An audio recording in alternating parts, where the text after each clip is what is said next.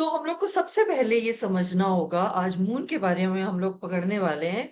Moon, सबको पता है कि मून क्या डिपिक्ट करता है। मून आपका मन है, आपका इमोशनल माइंड है, राइट। तो हम लोग मून को समझेंगे कि किस तरीके से मून आपके चार्ट में बिहेव करता है, राइट। तो मून क्या है? मून वाटर है।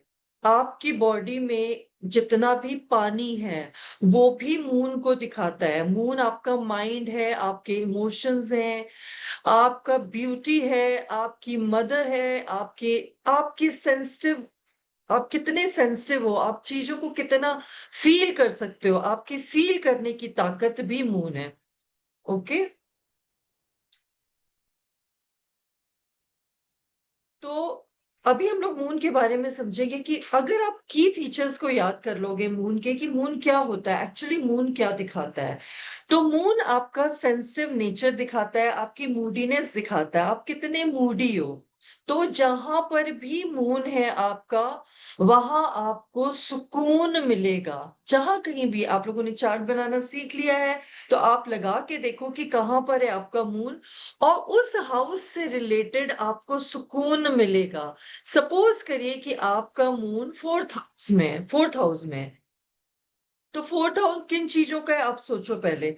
फोर्थ हाउस आपकी माँ का है, आपकी मदर का है, आपकी पीस ऑफ माइंड का है।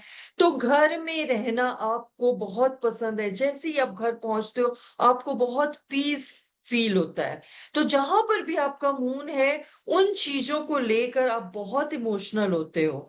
आप 24 घंटे उस पर्टिकुलर हाउस की चीजों के बारे में सोचते रहते हो। जहां पर भी मून है आप केवल उसके बारे में सोचते हो। तो मून अच्छा है या बुरा है, आप कैसे देख सकते हो? अगर आपका बचपन अच्छा था तो मतलब आपके चार्ट में आपका मून स्ट्रांग है। लेकिन अगर आपका बचपन अच्छा नहीं था तो आपका मून उतना स्ट्रांग नहीं है। तो जब मून किसी भी घर में होता है तो उस घर की चीजें छुपी हुई होती हैं। आप कोई ना कोई चीज उस हाउस से रिलेटेड छुपाते हो। सपोज करो आपका मून फिफ्थ हाउस में है, ठीक है। तो फिफ्थ हाउस बच्चों का है। तो आप बच्चों से रिलेटेड कोई ना कोई चीज छुपाओगे। तो अब आप देखो कि आपका मून कहाँ है, और उससे आप अभी से ही आपके दिमाग में काफी सारे प्रिडिक्शन चलने शुरू हो जाएंगे। क्योंकि इतना इजी प्रोसेस से जो मैं बता रही हूँ, आप पढ़ते पढ़ते कितने सारे अपने दिमाग के अंदर प्रिडिक्शन लगाने शुरू कर देते हो। ठीक है। तो जब इमोशंस और चेंज उस हाउस से जुड़ जाते हैं, जहां पर भी मून होता है वहां आप बहुत ज्यादा इमोशनली अटैच्ड होते हो, कनेक्टेड होते हो उस हाउस से। रिलेटेड आपको कोई ना कोई ऐसे टॉपिक हो सकते हैं जो आपको मेंटल इश्यूज दे सकते हैं, या फिर इंटरनल कॉन्फ्लिक्ट्स दे सकते हैं। ठीक है। आगे हम फिर से मून को पढ़ेंगे। मून इमोशंस है, लेकिन मून माइंड भी है आपका। मन है, आपके इमोशंस है, माइंड है, आपके दिमाग में क्या चल रहा है वो भी मून से आप देख सकते हो। तो जहां कहीं पर भी आपका मून है वहां आपको माँ की जरूरत होती है, या फिर माँ जैसे किसी अपने की जरूरत होती है। जैसे माँ आपको गाइड करती है हर चीज को, सही गलत को, उसी तरह आपको वहां पे एक गाइडेंस की जरूरत होती है। अगर आपके माँ के साथ रिश्ते अच्छे नहीं हैं तो मीन्स आपका मून अफ्लिक्टेड है, मून बुरी हालत में है।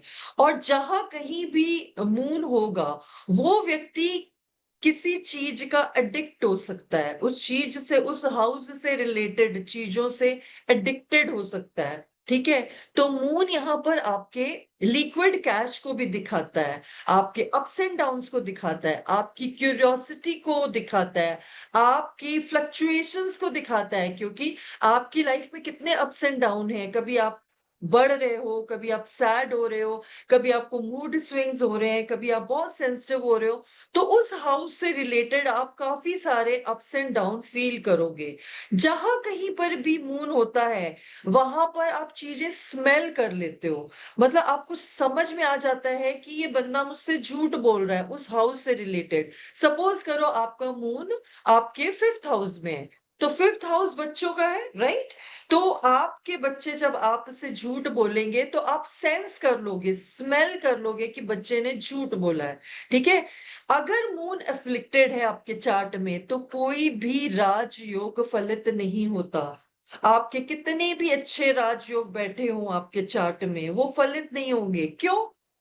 क्योंकि मून ऐसी चीज है, आप मैंने कल आपको हल्का सा एक एक लाइन में समझाया था कि मून ऐसी चीज है कि आपका मन अगर खुश नहीं है, आपका कहीं जाने का मन करेगा, आपका कोई काम करने का मन करेगा, आपको अपने आप को प्रोग्रेस करने का मन करेगा, तो मून अगर अफ्लिक्टेड है तो आप कभी भी लाइफ में सक्सेस नहीं हो सकते हो। तो मून को ट्रीट करना बहुत जरूरी होता है, ठीक है?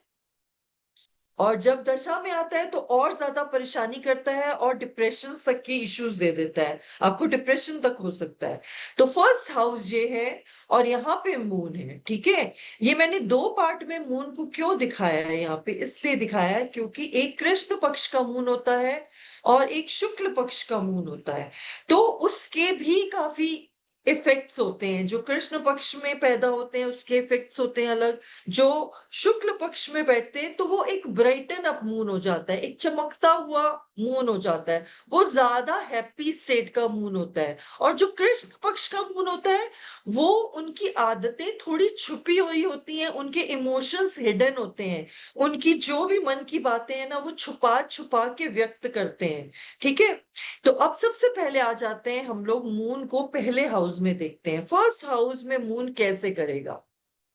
आपकी फीचर्स अगर आपने सारे हमने मून के समझे, emotions, mother, sensitivity, ups and down, liquid cash, खाना, मून खाने से को भी दिखाता है, लिक्विड चीजों को दिखाता है।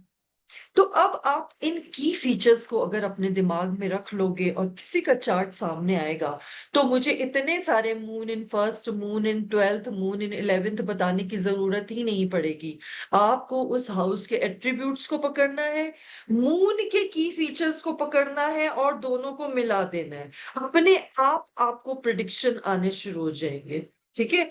तो लेकिन चूंकि आप बेसिक से सीख रहे हो तो मैं आपको अभी थोड़ा सा समझा देती हूँ ताकि आप आगे भी और चीजों को लगाना सीख जाओ।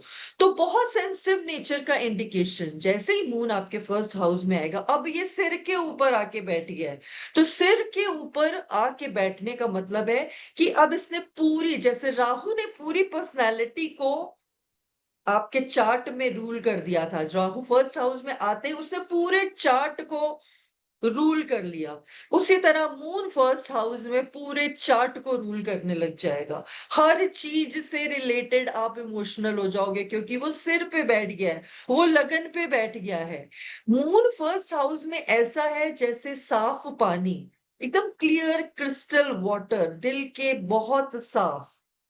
अगर किसी के साथ ये रिश्ता निभाते हैं तो बहुत दिल से निभाते हैं और बदले में वैसा ही साफ पानी में आप अपना प्रतिबिंब देख सकते हो, अपनी छवि देख सकते हो, राइट? जैसे आप साफ पानी में देखोगे तो आपको अपनी शक्ल नजर आएगी। वो शक्ल जब देखते हो तो आपको लगता है कि जैसा मैं दिख रहा हूं वैसा ही, जैसा मैं दिखा रहा हूं अगले को, मैं जैसा हूं उनके साथ वैसा ही वो भी मेरे साथ बिहेवियर करें, मेरे साथ व्यवहार करें। अगर वो वैसा रिस्पॉन्स नहीं उनको मिलता मून फर्स्ट हाउस वालों को, तो वो डिटैच हो जाते हैं उन लोगों से। मून फर्स्ट हाउस वाले लोगों की आंखों में झरझर पानी बहने लगता है, मिनट मिनट पे वो रोने लगते हैं क्योंकि वो इतने इमोशनल हो जाते हैं, चीजों से इतने ज्यादा जुड़ जाते हैं, क्योंकि पूरी पर्सनैलिटी के अंदर मून आके बैठ गया, वाटर आके बैठी है। तो बहुत बात बात पे उनके जल्दी से इमोशंस बाहर आने लगते हैं, वो बहुत ज्यादा इमोशनल हो जाते हैं। अब मेल के लिए हम बोल सकते हैं कि वो जल्दी जल्दी नहीं रोते होंगे क्योंकि उनकी काफी वो विल पावर काफी स्ट्रांग होती है कंपेयर टू फीमेल्स। तो फीमेल्स के चार्ट में अगर मून है तो अब जरूर आप कंपेयर करना, लेकिन अगर मेल के चार्ट में भी है तो वो भी कहीं ना कहीं, अगर सामने में नहीं रो रहे हैं तो कहीं कोने में जाके जरूर अपना इमोशन रिलीज करते होंगे, ठीक है? मून आपकी एजुकेशन भी है, ठीक है? तो जो पढ़ते हैं ये लोग जिंदगी में, जो भी पढ़ते हैं वो पूरी तरह से इनकी जिंदगी में काम आता है, इनके प्रोफेशन में काम आता है, इनकी पढ़ाई कभी भी वेस्ट नहीं जाती है, ये कहीं ना कहीं उसका इस्तेमाल कर लेते हैं। ठीक है। मून जो फर्स्ट हाउस वाले हैं बहुत अट्रैक्टिव होते हैं, ब्यूटी फील्ड में होते हैं। अगर ये किसी पार्टी में एंटर कर जाए तो लोग इन गर्दन घुमा लेते हैं इन लोगों को देखने के लिए। मतलब इतना ज्यादा ये अट्रैक्टिव इनकी पर्सनालिटी होती है कि मतलब अगर ये सुंदर नहीं भी हैं, सपोज मून के साथ कोई और प्लैनेट है और मून की थोड़ी सी की चीजों को अफ्लिक्ट कर रहा है, तो भी इनकी कहते हैं ना कैरिस्मा है इस बंदे में, इसको देखते ही पता नहीं क्या इसको सुनने का मन करता है, या फिर इसको गर्दन घूम जानी, या फिर अचानक से उसको देखने का मन करना। इस टाइप की पर्सनालिटी होती है मून फर्स्ट हाउस वालों की। जितना ज्यादा ये लोग ब्यूटी की तरफ और आर्ट की तरफ इनको बहुत ज्यादा एक्सपोजर मिलेगा, जितना ज्यादा ये उसकी तरफ जाएंगे, क्योंकि मून पैसे का कारक भी है। ठीक है। और उतना ज्यादा ये पैसे को अट्रैक्ट करते हैं। ठीक है। तो ये हर 15 दिन में मून का साइकिल चेंज होता है, new moon to full moon.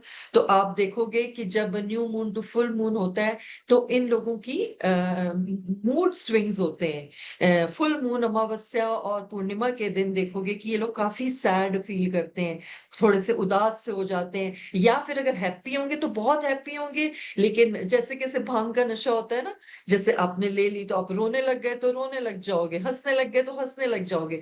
तो मून फर्स्ट हाउस वालों का जब अमावस्या और पूर्णिमा का फेस आता है तो इनको काफी इनकी मूड स्विंग्स इनके नेचर में आप देख सकते हो। ठीक है। तो ये मैंने बता दिया कि ये जितना ज्यादा पढ़ेंगे उतना ज्यादा ग्रो करेंगे। मून अगर एफ्लिक्शन है फर्स्ट हाउस में, सपोज करो अगर सैटर्न के साथ आ गया, तो ये बहुत ज्यादा इमोशनल इम्बैलेंस देगा। मून मदर के साथ कनेक्शन भी देता है, लेकिन अगर अफ्लिक्टेड हुआ मून, अगर लगन में है, तो अब आप ये कोई बोल रहा था ना कि मैम आप बताइए कि ये काला कैसे देख सकते हैं, सांवला कैसे देख सकते हैं। मून अगर आपके लगन में बैठा है तो आप देख सकते हो कि वो व्यक्ति अपनी माँ की तरह दिखता होगा। तो माँ की पर्सनैलिटी उस बंदे के अंदर आ जाएगी, कोई ना कोई क्वालिटी। या अगर वो दिखता नहीं होगा तो माँ की जो क्वालिटीज होंगी वो उसके अंदर आ जाएंगी। तो इस तरह से मून आपका फर्स्ट हाउस में बहुत अच्छा बिहेव करता है, अनटिल और अनलेस कि वो बहुत ज्यादा इमोशनल या फिर अफ्लिक्टेड ना हो।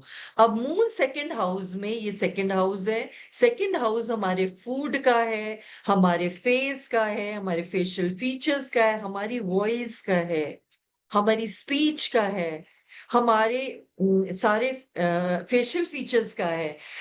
सुंदर आंखें, ब्रॉड फोरहेड, एकदम तीखा नोज। मतलब आप देखोगे कि मून अगर जिनका सेकंड हाउस में होगा वो बहुत ब्यूटीफुल होंगे और काफी खाने के शौकीन होंगे। इन्हें अपनी फैमिली से बहुत प्यार होता है, क्योंकि मून एक बहुत प्यारा और सॉफ्ट प्लेनेट है और बहुत अच्छा प्लेनेट है, ब्यूटी का कारक है। तो ब्यूटी का कारक अगर आपकी जबान पे आके बैठ गया तो बहुत प्यार से, बहुत सलीके से ये लोग बात करते हैं, बहुत अंडरस्टैंड, मतलब इतने प्यार से बात करेंगे, इनकी एकदम जैसे मिश्री घुली हुई हो। बहुत सुंदर आवाज होगी, इनकी आवाज भी बहुत अच्छी होगी, क्योंकि हर चीज अब ब्यूटी से रिलेटेड होगी। इनको इमोशनल स्टेबिलिटी तभी आती है, मैंने कहा ना जहां भी मून होगा वहां पर इनको इमोशनल स्टेबिलिटी चाहिए। तो अब इनको इमोशनल स्टेबिलिटी कहाँ से मिलेगी? फैमिली से, क्योंकि सेकंड हाउस फैमिली का है। ठीक है। तो फीमेल्स में, अगर फीमेल के चार्ट में मून सेकंड हाउस में है तो यूट्रस से रिलेटेड कुछ प्रॉब्लम्स हो सकती है, और मेल के चार्ट में है तो उनके प्राइवेट पार्ट से जुड़ी हुई कोई भी हेल्थ इश्यूज की समस्याएं दे सकते हैं। ठीक है। खाना बनाने का शौक और खिलाने का शौक बहुत ज्यादा होगा इनको।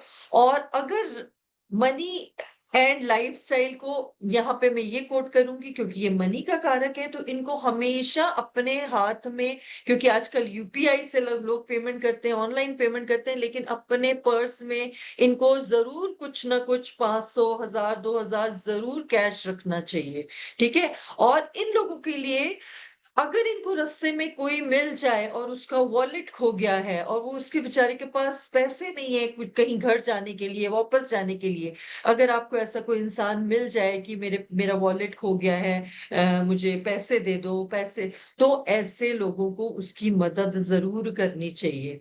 ठीक है, इससे इनके पास पैसे आते हैं। इन मून सेकंड हाउस वाला पैसे के घर में बैठा हुआ है, तो अब मून फ्लक्चुएशंस का कारक भी है, चेंज का कारक भी है।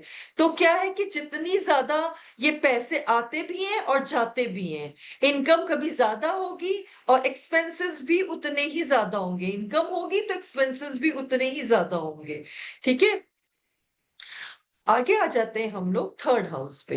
थर्ड हाउस में मून के पहले कीवर्ड्स को समझते हैं कि थर्ड हाउस आपके सबकॉन्शियस माइंड का भी है, आपके कम्युनिकेशन का है, आपके ट्रेवल का है, आपकी शॉर्ट ट्रेवल का है, आपकी हॉबीज का है, आपके ऑनलाइन, आपके ऑनलाइन जो भी चीजें आप करते हो उससे रिलेटेड भी है।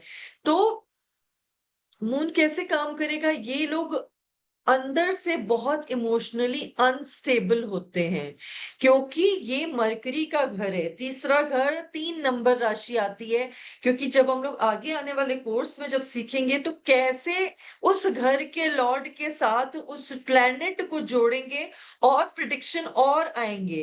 क्योंकि हो सकता है कि जो मैं बोल रही हूँ आपको उससे कोई ना कोई चीज ऐसी हो जो मैच ना कर रही हो, वो इसलिए मैच नहीं कर रही होगी क्योंकि वहां पर राशि भी है। वहां हो सकता है कि आपका मून किसी और प्लेनेट के साथ बैठा हो, उसके भी तो रिजल्ट देगा ना, उसके भी तो रिजल्ट आएंगे ना, राइट। तो ये काफी अनस्टेबल हो जाते हैं, इन्हें अपनी बात दिल में रखने नहीं आती है, क्योंकि ये बड़े बड़बोले हो जाते हैं बहुत ज्यादा, क्योंकि कम्युनिकेशन के घर में बैठ गए हैं। तो क्योंकि चर्पी होता है मून, मून चीटिंग का कारक भी है, तो चर्पी भी होता है। मून अगर आपके थर्ड हाउस में, तो आपके नेबर्स कैसे होंगे बताओ, थर्ड हाउस नेबर्स का है, राइट। और मून क्या है, ब्यूटी का कारक है। तो कोई ना कोई ब्यूटीफुल इंसान आपके घर के आसपास रहता होगा, या फिर आपके जो नेबर हैं उनके साथ आपकी अच्छी बनती होगी, या वो जो जो बहुत शांति प्रिय लोग होंगे। मतलब कोई अगर नल बह रहा है ऊपर से तो कंप्लेन करेंगे और चुप हो जाएंगे, और देख फिर ज्यादा लड़ाई झगड़े में बिलीव नहीं करेंगे, कहेंगे कोई बात नहीं कोई बात नहीं आप कर दीजिए। मतलब कुछ लोग होते हैं ना, फौरन रिएक्ट करते हैं नेबरहुड में, जल्दी से लड़ने पे आ जाते हैं। तो ऐसे लोग जो मून थर्ड हाउस लेके बैठे हैं, अपनी प्यार से समझाने की कोशिश करेंगे और उन चीजों को रिजॉल्व करेंगे। मून आपके अब हाथों के घर में बैठ गया है, थर्ड हाउस आपके हैंड्स का है। तो ये इंस्ट्रूमेंट या गिटार या हीलिंग करते हैं, हम लोग हाथों से हीलिंग करते हैं, ठीक है। हम टैरो कार्ड भी चलाते हैं, ठीक है, तो हाथों से उसकी शफलिंग करते हैं। तो हाथ से रिलेटेड कोई ना कोई टैलेंट इन लोगों में देखा जा सकता है। अगर इनका लव अफेयर गलत चला गया तो इमोशनल टर्मोइल होता है इनको, और ये इमोशनल बॉन्डिंग कहाँ घूमते हैं, कहाँ ढूंढते हैं, डेटिंग एप्स पर। जो आजकल आजकल बहुत सारी डेटिंग एप्स आ गई है ना, वहां चुप चुप के प्यार ढूंढने की कोशिश करते हैं डेटिंग एप्स पे जाके, क्योंकि ऑनलाइन का भी कारक है थर्ड हाउस, वहां पे मून आ गया। इमोशनल चाहिए इसको, इमोशनल सपोर्ट चाहिए, तो इमोशनल सपोर्ट कहाँ से खोजेंगे, जाके डेटिंग ऐप से बात करके वहां पे इमोशनल सपोर्ट को खोजने की कोशिश करते हैं। और इनके सिबलिंग की लाइफ, क्योंकि ये यंगर सिबलिंग्स का घर है आपका थर्ड, तो उनकी लाइफ भी बहुत अप्स एंड डाउन्स होती है। सिबलिंग की लाइफ थोड़ी अप्स एंड डाउन हो सकती है, ठीक है। Now comes our fourth house, the most important house. अब मून अपने ही घर में आके बैठ गया है, क्योंकि मून उसका अपना घर है। अब यहाँ पर अपने ही घर में आ गया, तो यहाँ पर उन उन चीजों से बहुत ज्यादा इमोशनल अटैच हो जाएगा, जैसे किससे, मदर से, घर से, पीस ऑफ माइंड से। पीस ऑफ माइंड के लिए ये पागल रहते हैं कि बस मैं घर पहुंचू, मुझे किसी तरह बस पीस ऑफ माइंड चाहिए। इनको लगता है मेरे घर से बड़ा स्वर्ग कोई है ही नहीं है, ठीक है। इमोशंस इनके बहुत ज्यादा अपने घर के चीजों से जुड़े रहते हैं, पुरानी यादों से, अपने चाइल्डहुड के घर से, बचपन के घर से।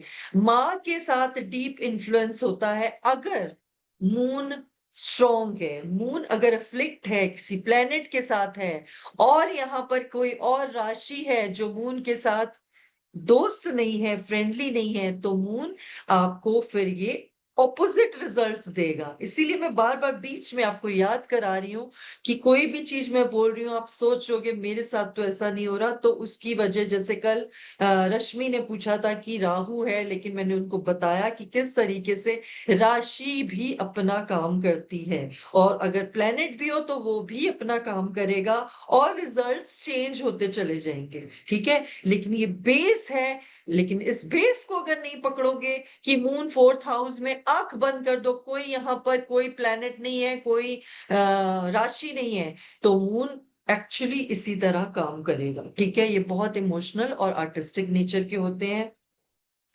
Education excuse me.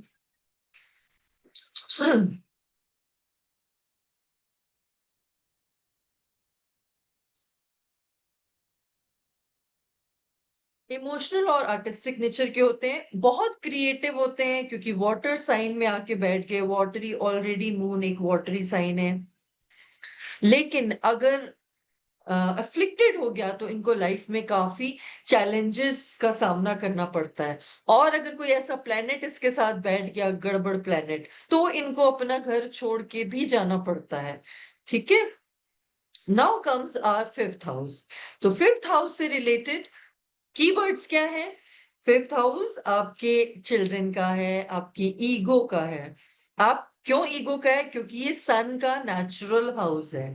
आपकी क्रिएटिविटी का है, आपके रोमांस का है, लव लाइफ का है, और कहीं ना कहीं आपके मून के साथ यहाँ पे इमोशंस जुड़ गए। किन किन चीजों से? आपकी लव लाइफ से, आपकी क्रिएटिविटी से, आपके बच्चों से। बच्चे इमोशनल होंगे। चार्ट घुमाना सिखाया था ना, तो जब आप चार्ट घुमाओगे अपने पहले बच्चे का, ये पहला बच्चा है, दूसरा बच्चा दूसरा होगा, वो आगे के एडवांस जो क्लास है उसमें सिखाया जाएगा कि दूसरा बच्चा कौन से हाउस से देखते हैं, तीसरा बच्चा कौन से हाउस से देखते हैं। इसी तरह से पूरे चार्ट को रोटेट करके हम लोग देखते हैं कि पहले बच्चे की पर्सनैलिटी कैसी हुई। तो यहाँ पर फिफ्थ हाउस को घुमाएंगे तो मून आके सिर पे बैठ जाएगा, बच्चे के सिर पे। तो जो चीजें मैंने फर्स्ट हाउस में बताई थी वो बच्चे के ऊपर हावी होने लग जाएंगी, वो बच्चा वैसा ही इमोशनल नेचर का हो जाएगा। लेकिन अब आपके चार्ट में ये फिफ्थ हाउस में बैठा हुआ है, तो आप कैसे हो गए? तो बच्चे का तो बाद में देखेंगे, पहले हमें आप अपने आप को समझो, उसके बाद आप अपने आसपास के रिलेटिव्स को, अपने अपने दोस्तों को समझने की कोशिश करोगे। तो यहाँ पर एजुकेशन का है, तो बार बार चेंज इन एजुकेशन, क्योंकि मून चेंज का भी कारक है, राइट? तो चेंज करेगा बार बार, एजुकेशन फील्ड फ्रिक्वेंटली चेंज करते हैं। दूसरों की मदद तो करते हैं लेकिन वापस नहीं मिलती इनको, वापसी में मदद नहीं मिलती इनको। लव और रिलेशनशिप के मामले में इमोशनली अटैच्ड हो जाते हैं गर्लफ्रेंड से या बॉयफ्रेंड से इतनी डीपली कि अगर वो, मतलब उसको ना, इमोशनली इतने कनेक्ट हो जाते हैं कि अगर वो छोड़ के चला जाए तो इनको डिप्रेशन तक होने के चांसेस होते हैं, और अगर एफ्लिक्ट हो गया तो सिवियर डिप्रेशन हो सकता है। ठीक है, मल्टीपल रिलेशनशिप्स हो सकते हैं, कम कॉम्प्लिकेशंस हो सकते हैं। लव के घर में मून बार बार मन बदल रहा है, कभी कोई गर्लफ्रेंड पसंद आएगी, कभी कोई बॉयफ्रेंड पसंद आएगा, तो इस तरीके से बार बार मन चेंज होता है। बहुत स्टबर्न और इगोस्टिक नेचर हो सकता है कि मैं तो यही करूंगा, एटीट्यूड, मुझे यही करना है, तुमको अच्छा लगे या ना लगे। ठीक है, नॉलेज इनके लिए, सब जो भी नॉलेज ये गेन करेंगे, इनकी नॉलेज काम आने वाली नहीं है। मतलब जैसे फर्स्ट हाउस में मून वालों को मैंने बोला था कि इनकी एजुकेशन काम आएगी, इनके प्रोफेशन में वेस्ट नहीं जाएगी, लेकिन मून फिफ्थ हाउस वालों की एजुकेशन काम नहीं आती है। वो पढ़ते कुछ और है और काम या करियर कुछ और का कर लेते हैं। ठीक है, अब आ जाते हैं मून सिक्स हाउस पे। मून सिक्स हाउस, अब मून हीलर्स भी होते हैं। अब मून जाके सिक्स हाउस में रोग ऋण रिपू के घर में बैठ गया। रोग के लिए कौन चाहिए आपको? रोग ठीक करने के लिए हीलर चाहिए, डॉक्टर चाहिए, राइट?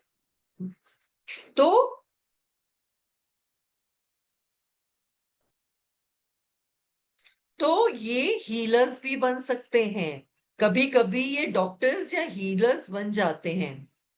मदर की हेल्थ को इश्यू रहता है, क्योंकि मून मदर का कारक है। आपके सिक्स हाउस में जाके बैठ गया। सिक्स हाउस रोग ऋण रिपू का है, तो माँ को हेल्थ से रिलेटेड इश्यू दे सकते हैं। लोग इनके पास कन्फेशन करने आते हैं अपने पापों का, मतलब ये इतने फ्रेंडली हो जाते हैं लोगों से कि लोग इनके साथ बहुत फ्रीली अपने मन की बातें शेयर कर लेते हैं। और ये लोग इमोशन के बेसिस पर ही सब कुछ करते हैं, मतलब क्योंकि अब मून आपके छठे घर में एनिमी के घर में बैठ गया। क्या आप अपने एनिमी से लड़ पाओगे? नहीं लड़ पाओगे, क्योंकि मून इमोशनल प्लैनेट जाके सिक्स हाउस में बैठ गया।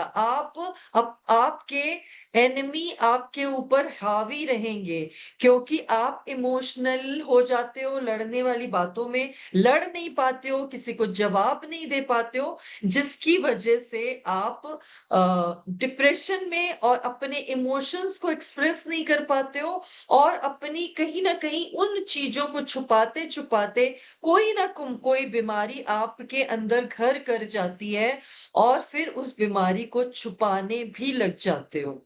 ठीक है? सडन चीजें होती हैं जो समझ नहीं आती,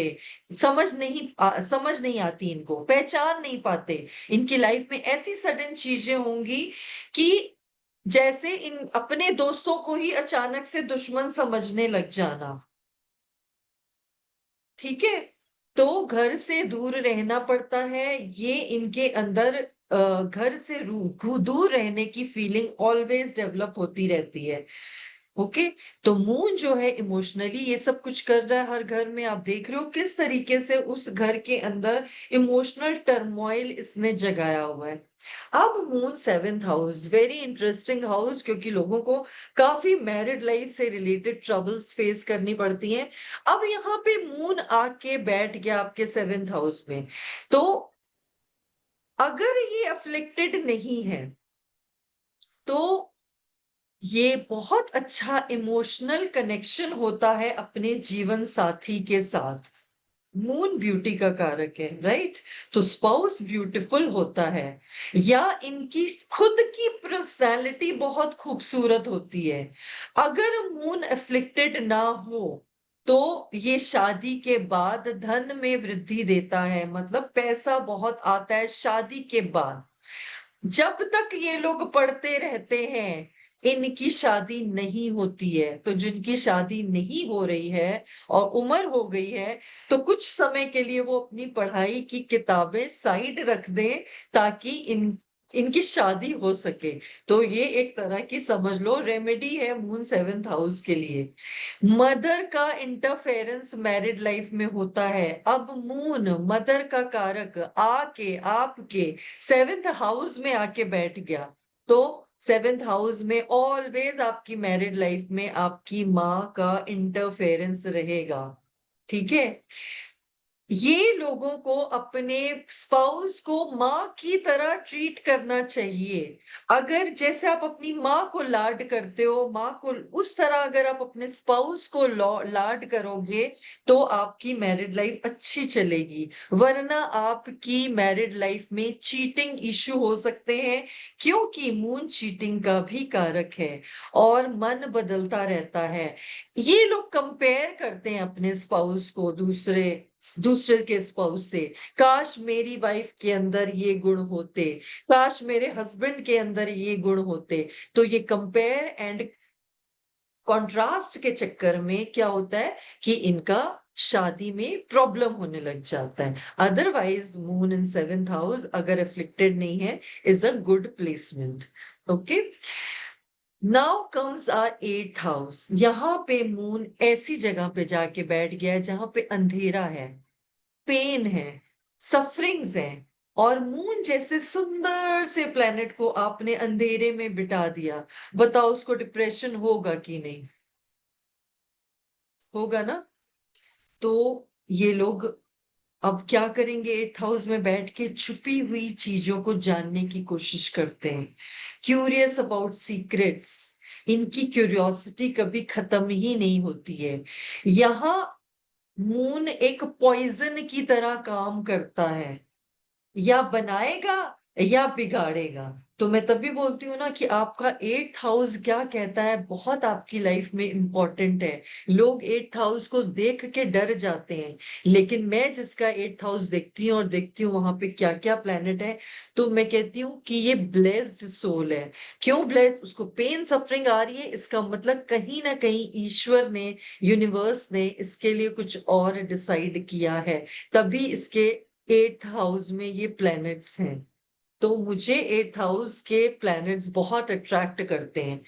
अब ये क्या प्रॉब्लम्स दे सकता है? क्योंकि मून जैसे सुंदर प्लैनेट को अंधेरे में बिठा दिया, तो मेंटल प्रॉब्लम्स फीमेल्स को दे सकता है, क्योंकि मून आपके छुपे हुए जेनिटल ऑर्गन्स हैं। ठीक है। तो आपके उन एरियाज में प्रॉब्लम्स दे सकता है वहां, जैसे यूरिन से रिलेटेड इश्यूज दे सकता है, मेंटल प्रॉब्लम्स फीमेल्स को दे सकता है, ओवर थिंकिंग दे सकता है, मेंटल डिसऑर्डर्स दे सकता है।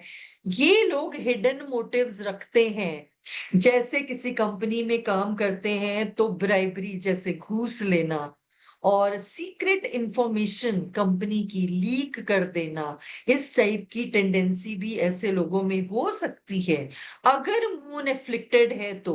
बार बार मैं बोल रही हूँ अगर मून एफ्लिक्टेड है। अब आप पूछोगे मून एफ्लिक्टेड कैसे है? So that is a part of our advance course. ठीक है। और अगर मून स्ट्रांग नहीं हो तो इनके ऊपर ब्लैक मैजिक जैसी चीजें होने का भी डर रहता है। या अगर आप ब्लैक मैजिक वर्ड नहीं यूज करोगे, तो ये किसी पार्टी में जाएंगे तो बीमार हो जाते हैं, घर वापस आते हैं तो बीमार हो जाते हैं, इनको नजर बहुत जल्दी लग जाती है, और इनको स्लीपिंग डिसऑर्डर्स होते हैं। स्लीपिंग डिसऑर्डर्स होने के चांस होते हैं।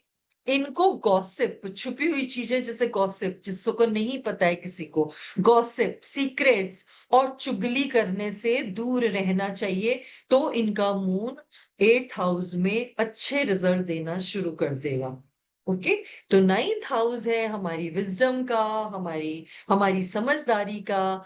तो ये क्या है? धीरे धीरे बढ़ेगी, क्योंकि यहाँ मून आके बैठ गया है, तो अब ये समझदारी धीरे धीरे बढ़ेगी। ओके। अचानक से, क्योंकि मून सडन चीजों का भी कारक है, तो मून अकालिक वेल्थ, सडन डिवाइन हेल्प देता है यहाँ पे। मदर या फादर की हेल्थ इश्यूज हो सकते हैं, मदर या फादर को हेल्थ इश्यूज हो सकते हैं। बार बार एजुकेशन चेंज करेगा, क्योंकि 9th हाउस आपकी हायर एजुकेशन का भी है, आपके गुरु का है, आपके बॉस का है। बार बार गुरु बदलेंगे।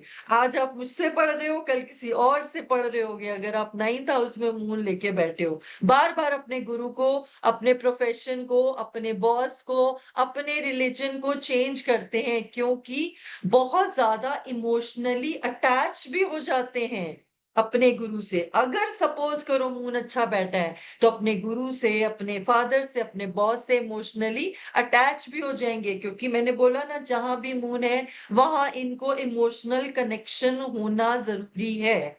फादर का नेचर मदर जैसा हो सकता है। कभी कभी आप देखते हो ना, पापा एकदम माँ की तरह प्यार करते हैं, तो वो पापा आपके, पिता आपके माँ की तरह आपको प्यार करने वाले हो सकते हैं। इनके लिए मन का कारक अगर वहां बैठ गया, तो अगर इनके लिए लॉन्ग ट्रेवल से इनको सुकून मिलता है। जहां भी मून आपका बैठा है, उस हाउस से रिलेटेड आपको सुकून मिलता है। तो अब इनको कहाँ से सुकून मिलेगा? जब ये लॉन्ग ट्रेवल करेंगे। ठीक है। और अगर किसी कपल को आप 4 धाम की यात्रा स्पॉन्सर कर दोगे, तो आपको मून बहुत अच्छे, आपका लक ग्रो करना शुरू कर देगा। इनकी गुरु कोई फीमेल भी हो सकती है, क्योंकि अब गुरु के घर में मून आके फीमेल वाला प्लेनेट आके बैठ गया, तो इनकी बॉस फीमेल हो सकती है। ये जिस गॉड गॉड को मानते हैं, वो गॉडेस, वो देवी माता हो सकती है, माता रानी हो सकती है, या कोई ऐसी गुरु हो सकती है जो एक फीमेल है। ठीक है, ओके। तो अब हम लोग आ जाते हैं 10th हाउस पे। 10th हाउस आपके करियर का है, आपके प्रोफेशन का है। तो अब प्रोफेशन में बच्चों, अगर आप लोग इमोशंस ले आओगे तो क्या प्रोफेशन में सक्सेस हो पाओगे? नहीं हो पाओगे। Emotions are not allowed at work place. दिल से नहीं, दिमाग से काम करना पड़ता है, तो ये कर ही नहीं पाते, क्योंकि अब मून को कहाँ लेके आ गए हैं? अपने 10th हाउस में। बार बार प्रोफेशन को चेंज कराएगा। अच्छा, अगर अच्छा बैठा है तो बार बार प्रोफेशन कैसे चेंज कराएगा? सपोज आजकल देखते हो कि प्रमोशन लेवल्स पे लोगों के प्रोफेशन चेंज होते हैं। आप किसी कंपनी में, सपोज करो, आप 10 लाख के पैकेज पे हो और आपको किसी कंपनी ने ऑफर कर दिया 15 लाख का पैकेज। तो इस तरीके से इनकी इंक्रीमेंट होती है, मतलब 10 से 15, 15 से 20, इस तरीके से भी आप ले सकते हो कि बार बार जॉब क्यों चेंज कर रहे हैं? क्योंकि इनके प्रोफेशन में बढ़ोतरी हो रही है। मून मनी का कारक है, तो यहाँ चेंज जरूर देगा प्रोफेशन में अगर एफ्लिक्टेड नहीं है, लेकिन चेंज फॉर गुड थिंग्स। ठीक है, तो इसकी वजह से ये जॉब फ्रिक्वेंटली बदलते रहते हैं और कभी भी अनएम्प्लॉयड नहीं रहते हैं, अनटिल और unless it is not afflicted. क्योंकि करियर में अब स्टेबिलिटी नहीं होती, इनका मन एक चीज पे बैठता ही नहीं है। इनका इमोशंस इनके 10th हाउस में आके बैठ गया है, तो अब इनको ऐसी जॉब करनी चाहिए जो इनको सुकून देती हो, जो इनको इमोशनल स्टेबल करती हो। इनको ऐसा कोई प्रोफेशन नहीं करना चाहिए जो ये मन मार के कर रहे हैं, क्योंकि मन का कारक, इमोशंस का कारक, आपका मन जाके आपके 10th हाउस में बैठ गया और आप जाके कोडिंग कर रहे हो, तो क्या आपका मन लगेगा? आपका मन कर रहा है गिटार बजाने का, आपका मन कर रहा है कुछ ड्राइंग करने का, कुछ ब्यूटी रिलेटेड करने का, और आपको कोडिंग दे दी जाए, कंप्यूटर के सामने सारा दिन के लिए बिठा दिया जाए, तो क्या आप कर पाओगे? तो इनको वही काम करना चाहिए जो कि इनको एक इमोशनल सपोर्ट दे, और इनकी इनकी ग्रोथ उसी प्रोफेशन से होगी जहां से इनका इमोशन जुड़ा हुआ है। ठीक है, तो इनको हमेशा लिक्विड कैश संभाल के रखना चाहिए सडन चेंजेस के लिए। ठीक है, तो hobby related, career, creative profession, इनको हमेशा इनके दिमाग में रहना चाहिए, तभी ये प्रोफेशन में सक्सेस होते हैं। Now moon in 11th house अपने दोस्तों के घर में आके बैठ गया। स्टेबिलिटी, इनकम की स्टेबिलिटी, स्टेबिलिटी नहीं होती है, क्योंकि मून अप्स एंड डाउन का कारक है। सैलरी में अप्स एंड डाउन होते हैं, और राहु टाइप माइंडसेट के हो सकते हैं, क्योंकि 11th हाउस राहु का अपना घर है, और उस घर में अगर मून आ जाए तो मून और राहु का योग बन जाता है। तो ये राहु टेंडेंसी के दिमाग में बहुत फ्लक्चुएट करते रहेंगे, इनके आइडियाज कभी कुछ कभी कुछ कभी कुछ टाइप की इनकी टेंडेंसी हो जाती है, मून अगर एफ्लिक्टेड है तो। दोस्त बार बार बदलते हैं, चेंज का कारक है, जैसे हम यहाँ पे प्रोफेशन बदल रहे थे, यहाँ पर दोस्त बदल रहे हैं। सैलरी को छुपाते हैं, जहां कहीं पर भी मून है आपके 12 घरों में, आप उस हाउस से रिलेटेड कुछ ना कुछ छुपाते हो, तो आप सैलरी सही बताओगे नहीं। आपकी सैलरी होगी 10 लाख, आप बताओगे 5 लाख, या आपकी सैलरी होगी 5 लाख, आप बताओगे 10 लाख, तो अपनी सैलरी सही नहीं बताते हैं। ठीक है, मून दिमाग चेंज करता रहता है।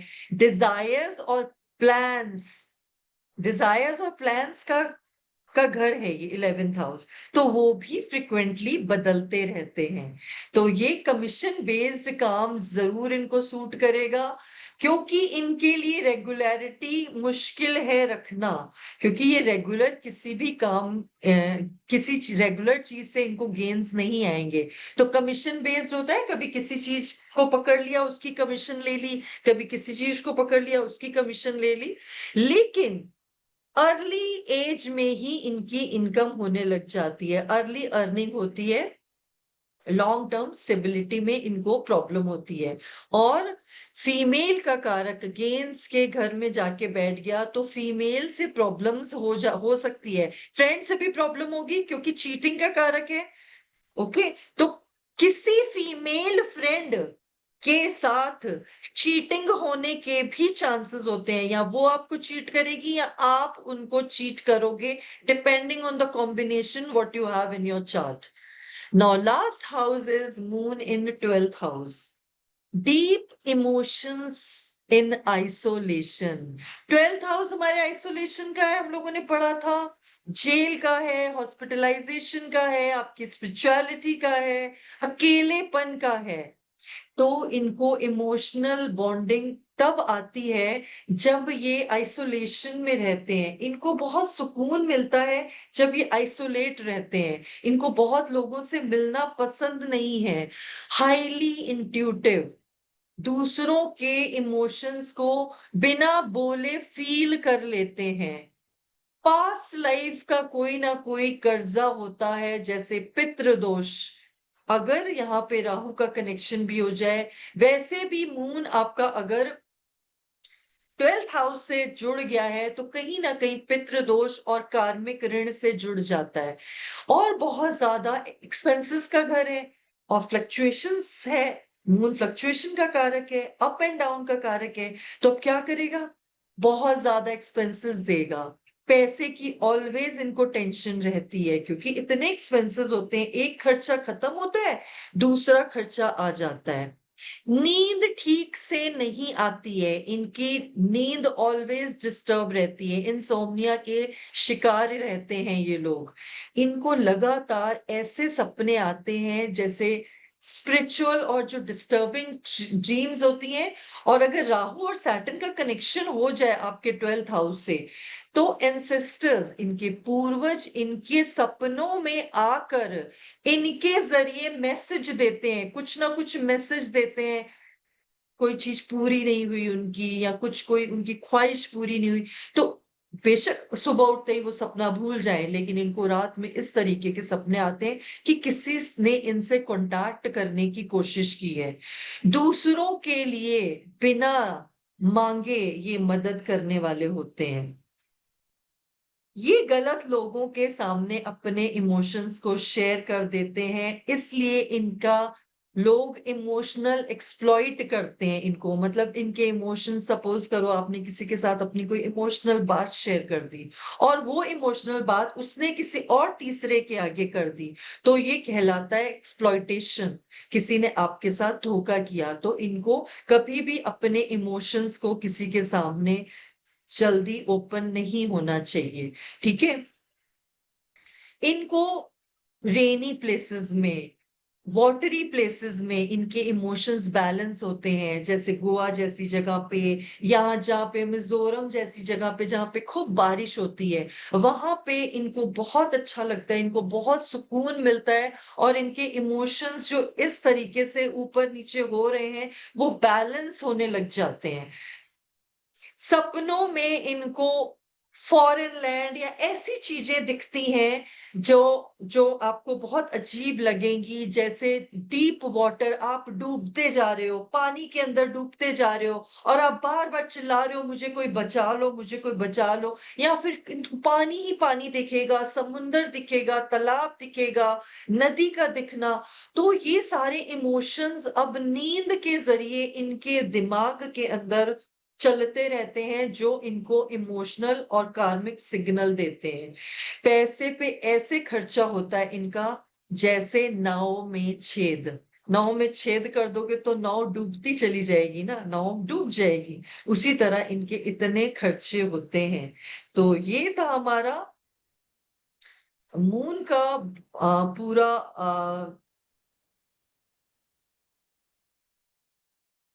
डिटेल में हमने डिस्कवर किया कि किस तरीके से मून हमारे हर घर में काम करता है। तो अब आप लोग चैट में लिख सकते हो कि आप लोग रिलेट कर पा रहे हो जो भी मैंने लिखा।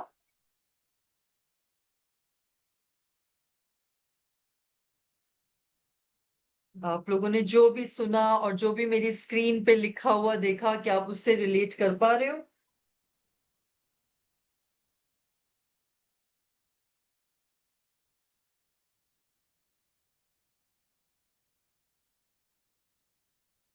Moon 12th house of my wife related lot.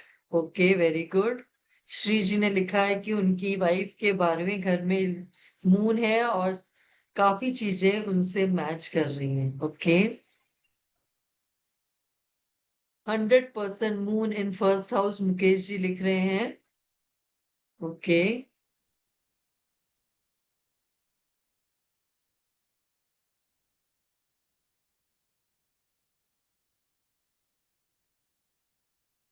Right. अगर आप लोग थोड़े लोग, अगर आप स्क्रीन पे आ जाओगे तो हम लोग को कितना 1 to 1 कनेक्शन बनेगा, that is called spiritual connection, एक सोल कनेक्शन। तो क्या होता है कि जब आप किसी की शक्ल देख के किसी से बात करते हो तो आप उससे स्पिरिचुअली कहीं ना कहीं कनेक्ट होते हो, उन उसकी ऑरा को फील कर सकते हो। जिस तरीके से आप मुझे देख रहे हो, मुझे बोलते हुए सुन रहे हो, उस तरीके से मैं भी आप लोगों को देख के आप लोगों को समझना चाहती हूँ, सुनना चाहती हूँ। ठीक है। ओके, तो चलिए अभी हम लोगों ने मून के बारे में डिस्कस कर लिया और at the end of the session हम लोग मून की रेमेडीज शेयर करेंगे। हम लोग मून से रिलेटेड जो भी प्रॉब्लम्स आपकी लाइफ में हो रही हैं उसको हम at the end of the session में हम लोग शेयर करेंगे। ठीक है। अब मैं आपको अपने आने वाले कोर्स की कुछ डिटेलिंग दोबारा से समझा देती हूँ। जो लोग कल के हमारे वेबिनार में नहीं थे, किसी वजह से वो वेबिनार अटेंड नहीं कर पाए थे, तो उनके लिए मैं एक बार फिर से आप लोगों को कंटेंट पूरा समझा देती हूँ ताकि आप लोगों को एक्चुअली समझ में आए कि what I am going to deliver. Okay. उसके बाद हम लोग मून की रेमेडीज को करेंगे, मून की रेमेडीज को समझेंगे। तो इस कोर्स के मॉड्यूल में, सबसे पहले मॉड्यूल में हम लोग समझेंगे कि आपको एस्ट्रोलॉजी क्यों पढ़नी चाहिए और एस्ट्रोलॉजी से आपके जीवन में क्या चेंजेस आ सकते हैं और किस तरीके से आपको हेल्प कर सकती है एस्ट्रोलॉजी आपकी अपनी पर्सनल प्रॉब्लम्स को रिजॉल्व करने में।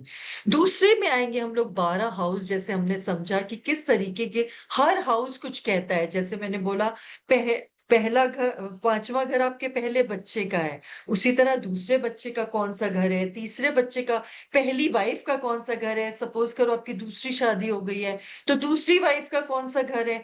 तो पूरी तरीके से हम लोग डिटेल से 12 घरों को समझेंगे। उसके बाद हम लोग 12 जोडिएक साइन, आपका मून किस राशि में बैठा है, उस वो किसी के घर गया है, उस राशि का एक अलग एनवायरनमेंट है, वो मून के साथ मिलकर दोस्ती कर रहा है या दुश्मनी कर रहा है, उसके साथ कैसे बिहेव कर रहा है, और उस घर का मालिक वो कहाँ पे चार्ट में क्या कर रहा है। तो ये क्या होता है कि तारें जोड़नी होती हैं, हर हाउस की तारों को जोड़ के कनेक्शन करके तो और ज्यादा सटीक और up to the mark prediction आते हैं। तो हम पूरे 12 जोडिएक साइन को समझेंगे, 9 प्लैनेट्स को। जैसे अभी हमने 2 प्लैनेट को समझा, अभी बहुत कुछ और है मून के बारे में। अभी तो मैं 1 1.5 घंटे की क्लास में इतना ही समझा सकती थी, नहीं तो 2 3 घंटे की क्लास चली जाएगी। राहु की और बहुत चीजें हैं जो मैं समझा सकती हूँ आपको, लेकिन 1 घंटे की क्लास में मैं इतना ही, मैंने फिर भी काफी कोशिश की है कि मैंने इतना दे दिया है कि आप आराम से 10 से 12 प्रिडिक्शन एक प्लेनेट को पकड़ के अभी 2 क्लासेस से ही, राहु से 10 प्रिडिक्शन करोगे, मून से 10 प्रिडिक्शन करोगे। अब अगर आपने 9 प्लेनेट को महारत कर लिया तो आप सोचो कि आपका प्रिडिक्शन लेवल किस लेवल तक पहुंच सकता है। ठीक है। उसके बाद हर प्लेनेट हर घर में कैसे बिहेव करेगा, उसके साथ क्या रिलेशनशिप बनाएगा, उस घर में उसका क्या वजूद होगा, अगर मून अपने घर में गया है चौथे घर में तो कैसा कर रहा है वो मैंने समझाया। लेकिन अगर वो किसी और के घर में जाके बैठ रहा है और वो वहां पे कैसा काम करेगा, और वो कहाँ पे उसके प्लैनेट्स उसके साथ उनके साथ कोई ना कोई प्लैनेट होंगे, वो कैसे बिहेव करेंगे उसको समझेंगे। अब मैंने कहा कि आपका मून अच्छा बैठा है या बुरा बैठा है, एक्सोल्टेशन, डेपली, रिलेशनशिप, ये सारी चीजों को समझेंगे।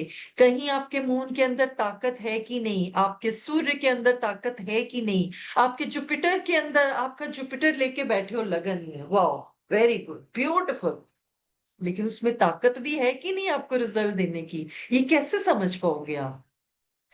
प्लेनेटरी एस्पेक्ट्स, हर प्लेनेट किसी ना किसी दूसरे प्लेनेट को देख रहा होता है। जैसे मैंने कल के सेशन में बोला कि मैं अपनी बालकनी में खड़ी हूँ, मेरे सामने एक बालकनी में कोई खड़ा है, मेरे इधर वाली बालकनी में कोई खड़ा है। हो सकता है कि मैं उसको देख रही हूँ लेकिन वो मुझे नहीं देख रहा।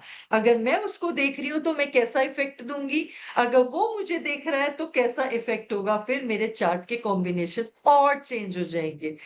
मारक बाधक योगा, बहुत सारे योगा आपके चार्ट में बन रहे होंगे, गज केसरी योग, राज योग, धन योग, क्या वो वर्क कर रहे हैं, क्यों नहीं कर रहे हैं, और उनको कैसे एक्टिवेट करना है उन योगा को, ये भी हम इस एडवांस वाले कोर्स में सीखेंगे।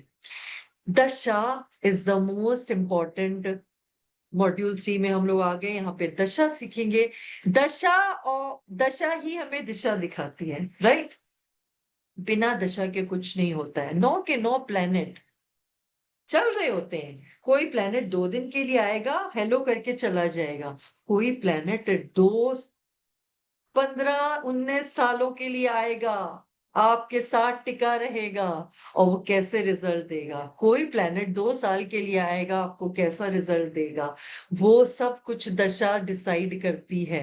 और वो कैसे आपके चार्ट में काम कर रहा है, कौन कौन से प्लेनेट उसके साथ काम कर रहे हैं, कौन कौन से योग बना रहे हैं, वो सब हम लोग सीखेंगे स्टेप बाय स्टेप, कैसे चार्ट को जोड़ना है। उसके बाद मॉड्यूल 4 में एडवांस चार्ट की और टेक्निक्स आ जाएगी। हाउस के जो कारक हैं उनके डीप अंडरस्टैंडिंग और उनके योगा को और डीप से समझना, और उसके साथ ट्रांजिट लगाना। ट्रांजिट क्या होता है, गोचर। अभी गोचर में शनि 12 नंबर की राशि से ट्रांजिट कर रहा है, तो जिनके 12 नंबर की राशि में सैटर्न ट्रांजिट कर रहा है, तो मींस अगर उनके चार्ट में 12 नंबर की राशि में सैटर्न बैठा है, तो अब वो घूम कर वापस उसके चार्ट में वहीं पर आके बैठ गया है। जब सैटर्न का सैटर्न के ऊपर से गोचर होता है, वो कैसे रिजल्ट दे रहा होगा, आपके चार्ट में 12 नंबर राशि कहां पर है, वो कैसे रिजल्ट दे रहा होगा। तो इसको हम समझेंगे प्रैक्टिकल एग्जाम्पल्स के साथ। मेरा काम होता है, मैं कोई इंदिरा गांधी का चार्ट नहीं लगाती, मैं कोई अमिताभ बच्चन का चार्ट नहीं लगाती हूँ। मैं आपके चार्ट लगाकर आपको समझाऊंगी कि आपकी जिंदगी में क्या चल रहा है। क्योंकि आपने जनरली क्लासेस में देखा होगा, एक अमिताभ बच्चन का चार्ट, एक इंदिरा गांधी का चार्ट लगा देते हैं, और बस उसके ऊपर सारी टेक्निक्स जो सब क्लास में समझाई जाती हैं वो समझा के चले जाते हैं। लेकिन अगर मैं आपके चार्ट के ऊपर लगा के बताऊं तो आप तो रिलेट कर पाओगे ना, यस दैट इज हैपनिंग, ये हो रहा है, सच में हो रहा है। तो आप, आपको तो कोई बेवकूफ बना ही नहीं सकता, क्योंकि आपके चार्ट के ऊपर ये सारी चीजें लगेंगी। और उसके बाद हम लोग रेमेडीज को समझेंगे। अपनी रेमेडीज हम अपने से खुद से बनाना सीखेंगे। किसी ने YouTube पे देख लिया ये रेमेडी कर दो, किसी ने गूगल पे टाइप किया मुझे ये प्रॉब्लम है, आपको ढेर सारी रेमेडीज पॉपअप हो जाएंगी। आपने उनको करना शुरू कर दिया। हो सकता है कि आप अपने अच्छे प्लैनेट्स को दान दे रहे हो सकता है आप अपने अच्छे प्लैनेट्स को बहा रहे हो सकता है आप अपने अच्छे प्लैनेट्स को दबा रहे हो। तो आपको क्या दबाना है, क्या बहाना है, क्या दान देना है, ये आप खुद से समझोगे और खुद की रेमेडीज खुद से बनाना सीखोगे अपने प्लैनेट्स के अफ्लिक्शंस को समझ के। फाइनल प्रैक्टिकल असेसमेंट हम लोग प्रैक्टिस करेंगे। 1-on-1 एक बंदे का चार्ट लगाया जाएगा और दूसरे बंदे को बुलाया जाएगा और कहा जाएगा कि आप प्रिडिक्शन करोगे इस बंदे के चार्ट पर। वो बंदा केवल सुनेगा, हाँ या ना में जवाब देगा, यस और राइट। इस तरीके से हम लोग फाइनल प्रैक्टिस करेंगे और इसके साथ आपको मिलेगा प्रॉपर सर्टिफिकेशन। पैर छुओ, ये मैं सारी लाइफ स्टाइल रेमेडीज बता रही हूं आपको, ठीक है। किसी को खाना खिलाओ, मून खाने का कारक है ना। किसी को खाना खिलाओ। अमावस्या, पूर्णिमा और संक्रांति, ये 3 दिन मून बहुत ज्यादा एनर्जी जनरेट कर रहा होता है, ठीक है। तो उस दिन जाकर मंदिर में चावल, दूध, चावल, दूध और चीनी डोनेट करो, ठीक है। और जाके किसी मंदिर में जाके किसी गरीब को डोनेट कर सकते हो या किसी फीमेल को डोनेट कर सकते हो, स्पेशली ऑन मंडेज। सिल्वर पहनो, ठीक है। अगर आपको लगता है कि मुझे घबराहट हो रही है, मुझे कुछ बेचैनी सी हो रही है, डिप्रेशन सा हो रहा है, तो मून की जो एनर्जी आपको सिल्वर से मिलेगी। अपने हाथ में कोई कड़ा पहन लो या अपने गले में कोई चेन चांदी की पहन लो या उसमें गोली होती है वो ऐसी पहन लो जो आपके हार्ट चक्रा को टच करती रहे, क्योंकि हार्ट से ही तो आप इमोशंस को फील कर पा रहे हो, है ना। हार्ट से ही सारे इमोशंस जनरेट होते हैं। तो हार्ट को वो जब गोली टच करती है तो आपको स्टेबिलिटी देती है, ठीक है। या फिर सिल्वर रिंग पहन सकते हो, ब्रेसलेट पहन सकते हो। ओम चंद्राय नमः का 108 बार पाठ करो, ओम चंद्राय नमः का, स्पेशली ऑन मंडेज, ठीक है। अगर मॉर्निंग में करोगे मून के होरा में, अब होरा कैसे देखते हैं, वो मेरे पंचांग कोर्स का पार्ट है, लेकिन फिर भी मैं आप लोगों को आपके एडवांस कोर्स में जरूर ब्रीफ करूंगी कि किस तरीके से आप होरा देख के उस मून के होरा में आप अपना ये काम करोगे तो ज्यादा जल्दी से फ्रुक्टिफाई होगा। सन को तो पानी चढ़ाते हो, कभी चांद को जल चढ़ाया है आपने। चांद को जल चढ़ाओ, चांद से प्रे करो कि हे, मून लाइट में जाके बैठो, मून की एनर्जी को फील करो अपनी बॉडी में। आधा घंटा तक छत पर चले जाओ और मून की लाइट में खड़े हो जाओ। आपको खुद फील होने लग जाएगा मून की एनर्जी आपके अंदर कैसे रेडिएट हो रही है, ठीक है। और लेते हैं और अच्छी अच्छी रेमेडीज लेते हैं, मून रेमेडी, स्पिरिचुअल और इमोशनल रेमेडीज। रोजाना माँ से आशीर्वाद लें, माँ के पैर छू कर दिन की शुरुआत करें। मैंने क्या बोला था, जिनकी अपनी माँ से नहीं बनती है उनका मून बुरी तरह से अफ्लिक्टेड है। ये ब्लाइंड प्रिडिक्शन है, किसी की माँ के साथ नहीं बन रही है, उनके चार्ट में मून अफ्लिक्टेड है। अब माँ से नहीं बन रही है और अब कैसे मैं मनाऊं अपने मन को। आपको अपने मन को मार के अपने मन को मारना पड़ेगा। और माँ, अच्छा लगे या ना लगे, माँ कैसी भी हो, आपके साथ बुरा व्यवहार करती हो, सौतेला व्यवहार करती हो, अच्छे से बात ना करती हो, आपका ध्यान ना रखती हो, लेकिन उसने आपको जन्म दिया है, उसने आपको जन्म दिया है, तो उनकी, चाहे उनकी तरफ देखो ना देखो, बस पैर छू के चुपचाप से निकल जाओ, ठीक है। चांदी के गिलास में पानी पियो, क्या होगा चांदी के गिलास में पानी पीने से, चांदी पानी के अंदर एब्जॉर्ब होने लग जाती है। पानी के अंदर बहुत ज्यादा एनर्जी को एब्जॉर्ब करने की ताकत होती है। अगर आपके पास चांदी का गिलास नहीं है, आप इतना पानी पियो कि आपके बॉडी के अंदर पानी की कमी ना हो। अगर आपकी बॉडी में पानी की कमी है तो मीन्स आपका मून अफ्लिक्ट हो रहा है। अगर आपको कॉन्स्टिपेशन की प्रॉब्लम है लगातार तो मून आपका अफ्लिक्टेड है।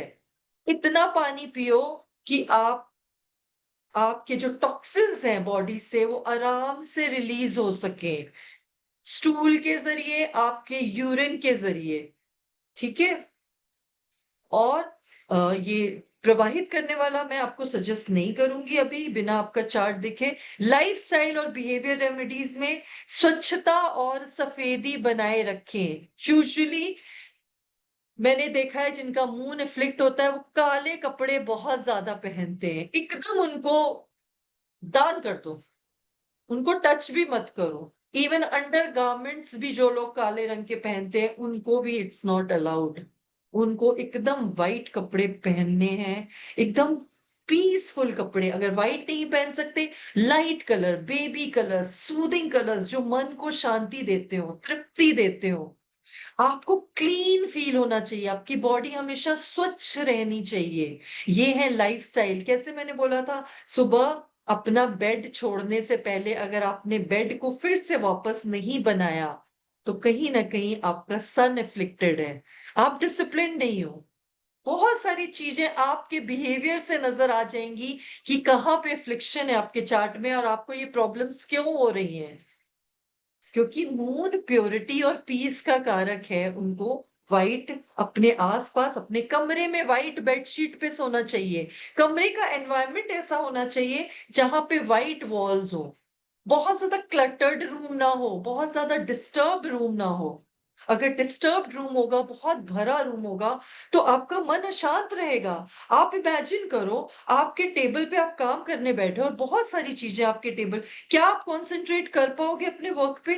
कभी इस सामान को हटाओगे, कभी उस सामान को पीछे करोगे। अगर आपका टेबल उतने ही सामान, जो जो आपको डायरी चाहिए, लैपटॉप चाहिए, पेन चाहिए, अगर वो है, तो आप बहुत अच्छे प्रोडक्टिविटी से काम करोगे। अपना समय पानी के समीप बिताओ। गोवा जैसी जगह पे तो लोगों के पास प्रोविजन है, वो एनी टाइम पानी के पास चले जाते हैं। ठीक है, या हम पानी को ही अंदर डाल रहे हैं पी पी के। या फिर किसी ऐसी जगह पे चले जाओ जहां पे रिवर हो, जहां पे लेक्स हो। या फिर चुपचाप से ऐसा बाथ लो, अपने बाथरूम में जाओ, अपने वॉशरूम में जाओ और एक ठंडा बाथ लो। अगर आपको नेगेटिविटी फील हो रही है तो पानी से अपने पूरे शरीर को नहला दो, ताकि आपकी जो भी आपके इमोशंस हैं वो ड्रेन हो जाएं और आप स्टेबल फील करने लग जाओ। ओके। तो रात को मानसिक शांति के लिए चंद्रमा को देखें। और last but not the least, meditation करें, जो कि बहुत मुश्किल लगता है लोगों को करना। लेकिन एक बार अगर आपने करना शुरू कर लिया तो आप पीछे नहीं हट पाओगे, आपको रेस्टलेसनेस होनी शुरू हो जाएगी। जिनको मेडिटेशन की आदत हो जाती है ना, वो एक दिन भी मेडिटेशन ना करे ना तो वो पागल होने लग जाते हैं। उनको लगता है मुझे कम से कम 10-15 मिनट चाहिए, मुझे मेडिटेट करना है, क्योंकि उनको उसी से सुकून और शांति मिलने लग जाती है। तो मैं एक और बोनस अनाउंस कर रही हूँ अपने कोर्स के साथ। आपको एक ऐसा मेडिटेशन का मैं एक वीडियो प्रोवाइड कर रही हूँ इस कोर्स के साथ, जो आपकी सारे प्लैनेट्स को अलाइन करेगा उस मेडिटेशन के through. Okay. So thank you. And आप अपना फीडबैक दे सकते हो, अपनी और भी जिनको कोई भी डाउट्स हैं वो आके बात कर सकते हैं। ओके। सो और congratulation Mangesh ji, welcome to the community, welcome to my family.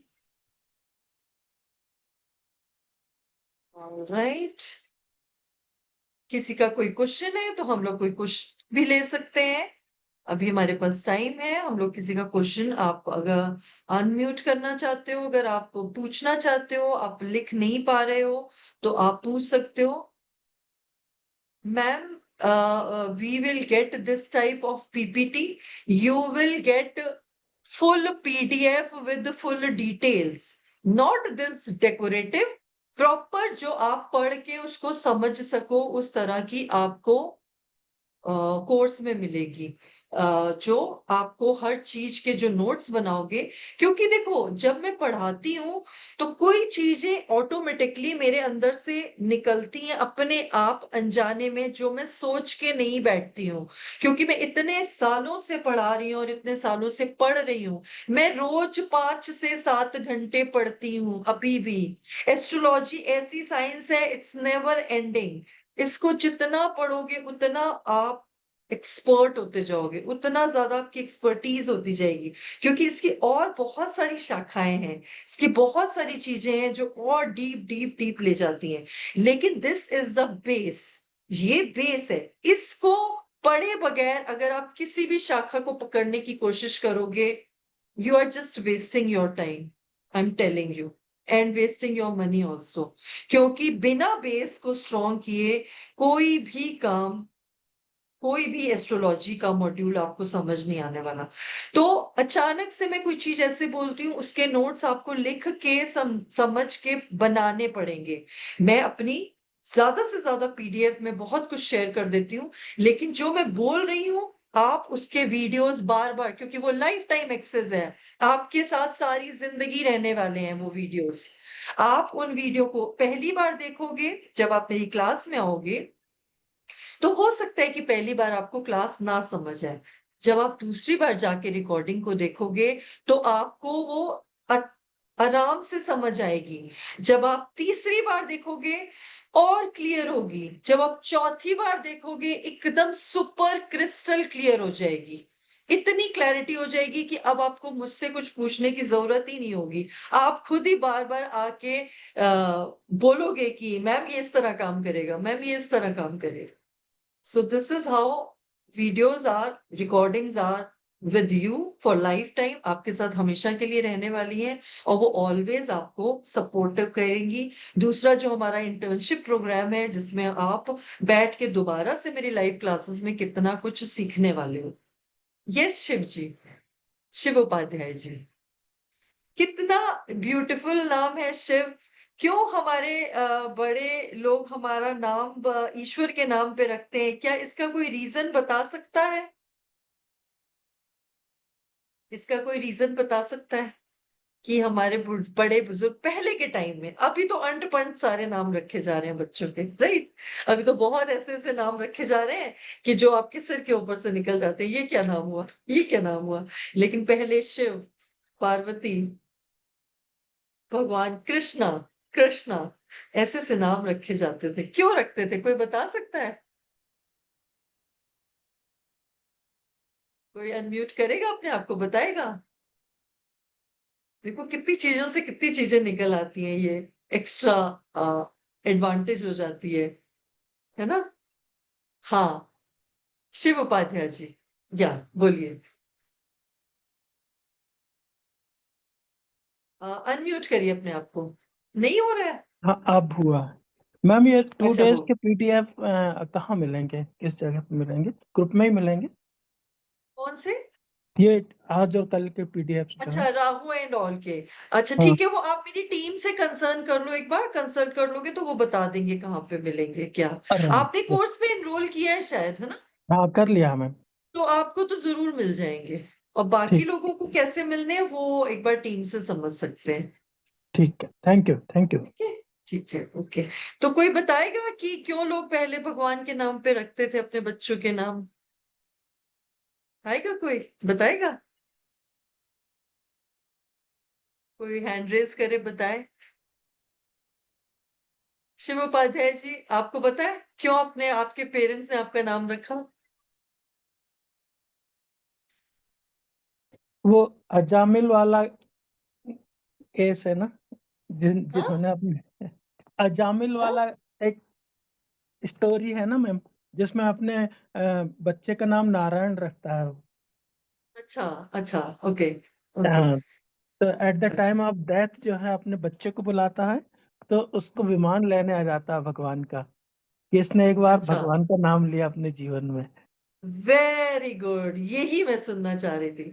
मेरे पिताजी ने मुझे समझाया, मेरे पापा ने, कि पहले के जमाने में लोग भगवानों के नाम से क्यों रखते थे नाम, ताकि मरते समय वो अपने बच्चे का नाम पुकारे तो कम से कम एक बार तो जाते जाते उसके मुंह से ईश्वर का नाम निकल आए। शिव बोल दिया, शिव तुम इधर आना, तो मुंह से उसके जाते जाते उसके मुंह से ईश्वर का नाम निकल गया, तो उसको मुक्ति मिल जाती है, जी। उसको मोक्ष मिल जाता है कि उसने मरते मरते ईश्वर का नाम ले लिया। तो इसीलिए लोग पहले अपने बच्चों का नाम भगवान के नाम से रखते थे। आजकल के बच्चों का रखेंगे तो कहेंगे ये कोई नाम हुआ, ये कोई नाम नहीं है, मैं तो नहीं रखूंगा ये नाम। बच्चे ऐसे आज के जेंजी बच्चे जो आजकल कैसे बिहेव कर रहे हैं सबको पता ही है ना। Okay, thank you so much, thank you so Welcome, much. ma'am. But I must say that but हाँ, I must say I enjoyed your course thoroughly, and I could feel that आप दिल से बोलते हो, कोई चीज पढ़ के नहीं बताते हो, and that is very, because you know it's coming from your heart. Yes, So that is okay, what I thank you like so very much, much. Thank you, thank ma'am. You so much, thank you so much.